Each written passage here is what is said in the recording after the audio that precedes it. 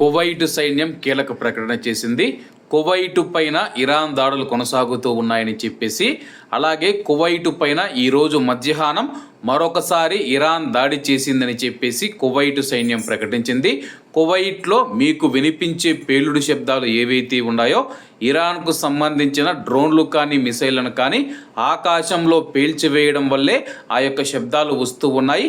కువైట్లో ఉన్న ప్రజలు ఎవరూ భయపడవద్దని చెప్పేసి, అలాగే భద్రతా అధికారులు సంబంధిత అధికారులు జారీ చేసే భద్రతా సూచనలు పాటించాలని చెప్పేసి కువైట్లోని కువైటీ ప్రజలను మరియు ప్రవాసులను అయితే కువైట్ సైన్యం కోరింది.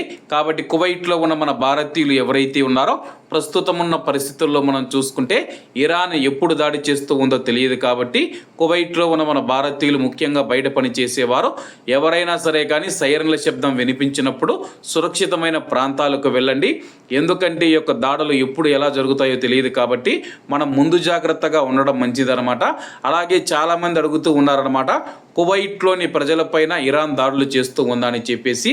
ఇప్పటి వరకు సామాన్య ప్రజల మీద మేము దాడి చేయమని చెప్పేసి, అలాగే అమెరికా స్థావరాలు మరియు కువైట్లోని కీలక మౌలిక సదుపాయాలు, చమురు కేంద్రాలు కావచ్చు, నీటి శుద్ధి కర్మాగారాలు కావచ్చు, విద్యుత్ ప్లాంట్లు కావచ్చు, వాటిపైనే ఇప్పటి వరకు అయితే ఇరాన్ దాడులు చేసిందనమాట.